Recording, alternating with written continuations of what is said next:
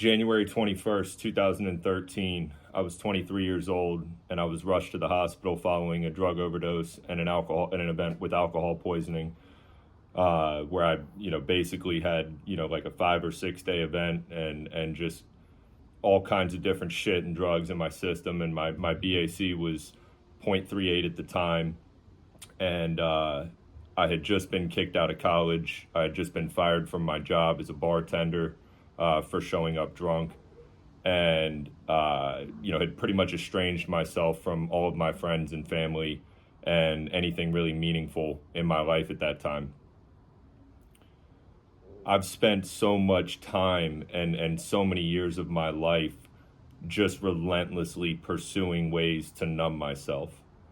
And it's a very classical trait of addicts and of addiction. And the art of addiction is that it's a lot like energy, in that it never really goes away. It just kind of transitions or changes form, which is the case for myself.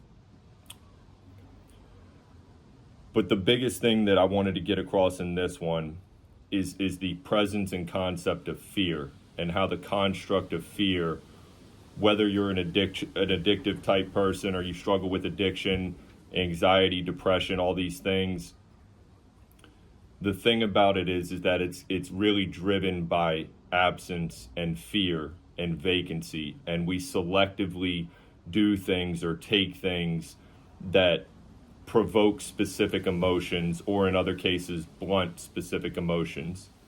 And with the patterns of addiction, they become very recurring. So you start to fall into this pattern of making sure that you're protective of this sacred environment and day-to-day of yours. And what that does ultimately and consequentially is it basically never allows us to even have awareness of these other emotions or of these other things or ways of living that exist. And it's a really fucked up pattern. Fortunately for myself, I haven't drank in a very long time. Drugs and shit are all behind me, but I still really struggle with this addiction concept. And looking back on it over the years, this is probably the most important thing that I've learned over the last 12 or so years, is that we don't need to fear anything. And conversely, we need to feel everything.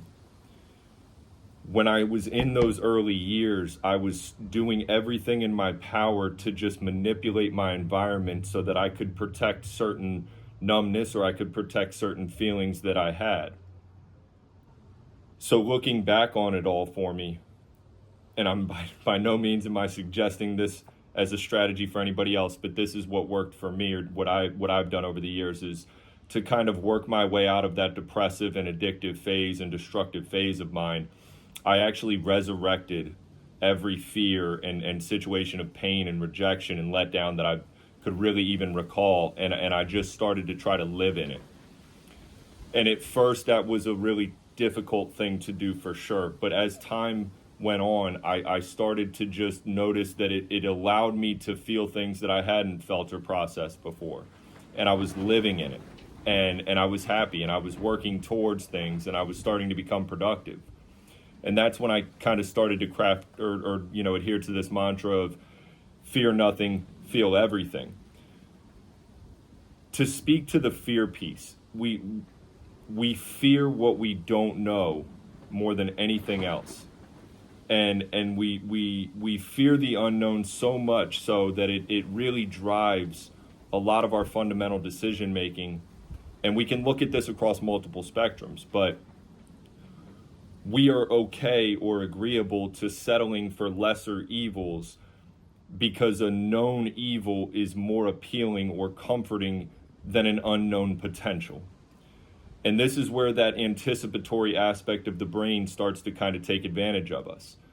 We're always trying to forecast danger, safety, comfort, love, protection. And when we're driven by fear, we cut off a lot of different avenues that we even potentially analyze as being options, because that unknowingness serves as a barrier or a blockade that we refuse to try to work our way around. when we start to adopt and inherit this belief of all feelings are necessary, it's only the action or the provocation thereafter, that isn't always right or okay. What we're able to do is then create a better spectrum of emotion. And this gives us a broader reference or a better proxy to understanding and balancing internal emotions and decision making, but then also externally understanding different interactions with people, different professional aptitudes, and so forth. So when we can take these emotions that we try to numb and that we try to avoid and start to just not use them as a tool per se, but start to experience them genuinely and authentically, we can create a broader reference or spectrum for emotional behaviors and for decision making thereafter. And that does become a big advantage over time or in the long haul. I'll leave you with this. Fear is one of the best catalysts in the world. And, again, I say this with some level of precaution, but utilizing fear as a catalyst can become weaponized very quickly. And I've always looked at it as it's going to do one of two things. It's either going to be a barrier or a booster. And I've opted more so than not over the more recent years to allow that to be my catalyst.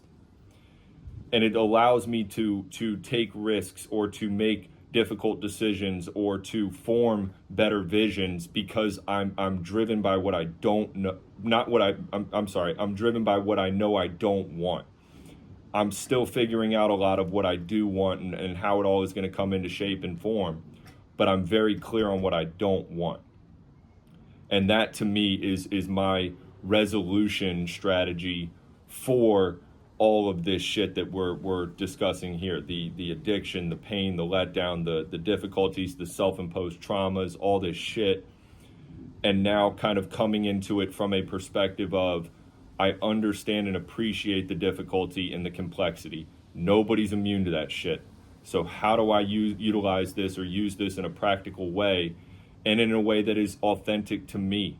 And I let that drive me every single day.